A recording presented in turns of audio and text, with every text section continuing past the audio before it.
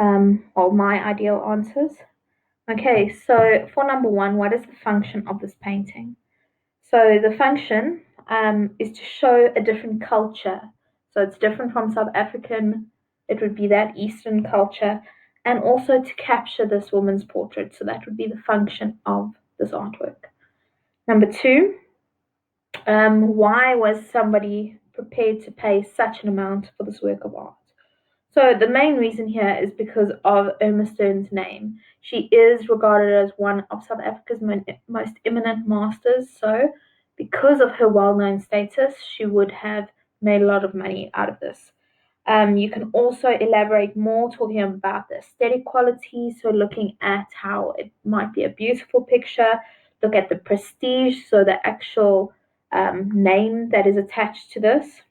The uniqueness, so how it is different from other paintings, the investments, so generally art would increase over time.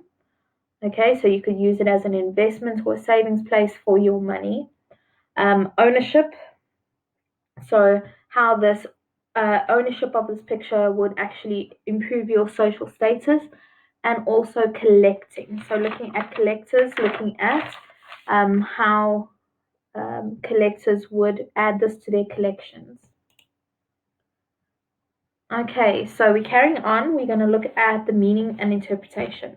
So when we look at meaning and interpretation, we look at our elements, design principles, use of media and techniques, styles, and contextual factors to help you come to grips with the understanding of the artwork. Activity 1.4 on page 50, you're going to look at, there's a whole bunch of artworks on that page. Write down what you see as the meaning and message of each work from figure 4A to 4H, and motivate your opinion by referring to the use of images in the work. Write down at least 3 full sentences about each artwork, so try not to just write single words. Okay, so you're going to look at HIV and AIDS, manipulation of children's rights, poverty and beauty of childhood or conflict. So if we look at 4A, 4A would be looking at the beauty of childhood. 4B would be looking at conflict. 4C, HIV and AIDS. 4D, children's rights or poverty. 4E, again, we've got children's rights or poverty.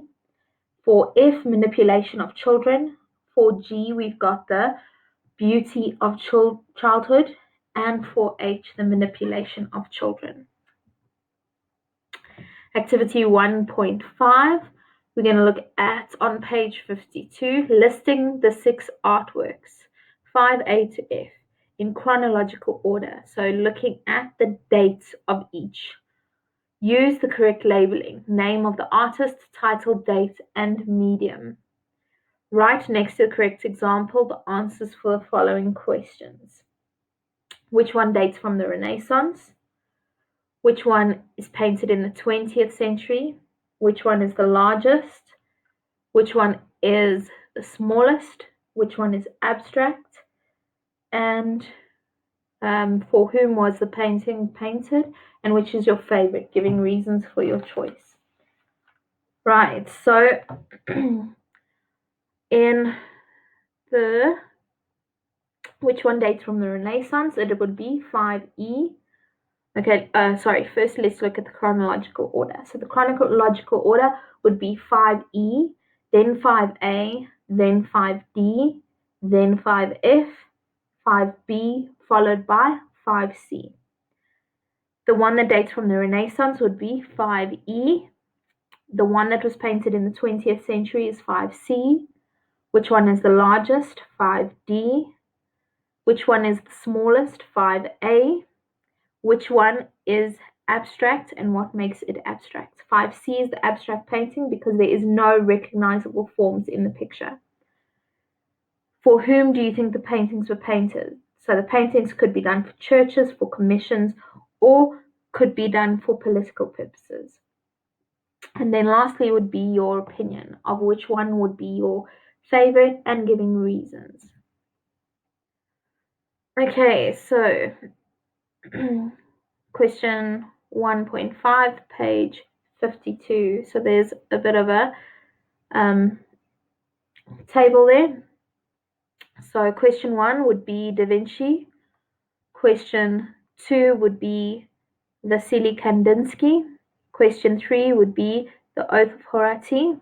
Question 4 would be The Lace Maker. Question 5 would be Kandinsky's, because there are no recognizable form. And then question 6, the reason why they were done would be Leonardo da Vinci for the church, Jan Vermeer would be for himself, David would be for the king, William Turner would be for self, Manet would be for self, Kandinsky would be for self. And then question 7, like I said, would be your own opinion. Right, then in question 1.6 on page 55, we are going to look at the measurements of certain paintings and the scenes that we see. So write down the measurements of the painting. Is it big or small? How would you feel standing before the artwork? Briefly describe the scene in the painting.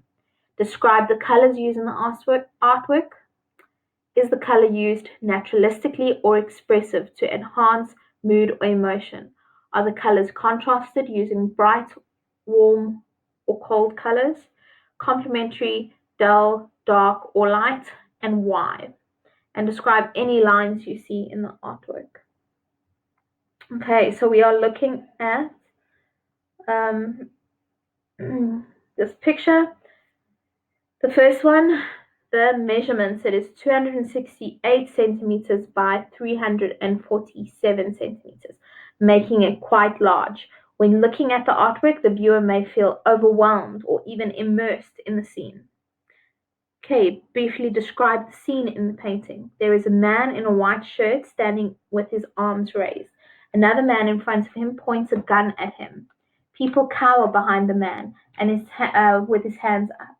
And to his left there are a few dead bodies lying at his feet in a pool of red blood.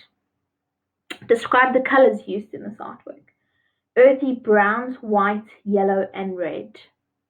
Is the color used naturalistically or expressive to enhance the mood or emotion? Are the colors contrasted by using warm or cold, complementary, bright, dull, dark, or light colors, and why? The colors here are naturalistic. They are the actual colors of the scene. Most of the colors are dull browns and reds, except for the yellow and white on the man's shirt. This is to draw attention to him. Describe any lines you see in the artwork. The lines are rough and unclear. Most of them are created by color. Right, the second half of the activity, discuss the application of paint. Is it blended, flat, or do you see clear brushstrokes? How does the character of the paint help with the portrayal of this painting? Composition means how people, trees, or other elements are arranged within the space or format of the painting. Take a pen and mark the main shapes in the artwork. What is the main focal point in the painting and how is it achieved? Is the painting cluttered, close-up, or claustrophobic, or are there open spaces? Is there a sense of balance and or rhythm in the artwork? How is this achieved? Okay, so first one, discuss the application of paint. Is it blended, flat, or do you see clear brushstrokes? There are clear brushstrokes and colors are not well blended, rather placed next to each other. How does the character of the paint help with the portrayal of the painting? So the character of the paint helps with this being a rushed picture capturing that moment. Composition means how the people, trees, or other elements are arranged within the work, space, or format of the painting. Take a pen and mark the shapes in the artwork. Okay, so if we take a pen and we mark the shapes, we might have the diagonal line there. We have got a curve on the side formed by the people, which directs our attention back to this man at the front. We've got the lines formed by the guns, and we have this composition that is formed in the front of the picture. Okay, what is the main focal point in the painting, and how is it achieved? The focal point is in a man in a white shirt. He is brighter than the line of guns that points directly towards him. Is the painting cluttered, close-up, or claustrophobic? Are there open spaces? It is cluttered on the outside, but there is a clearing where the viewer is so that we can see the full scene, and it invites us into the picture. Is there a sense of balance and/or rhythm in the artwork, and how is it achieved? There is balance by having people on both sides, and a rhythm is created by the repetition of the soldiers with the guns.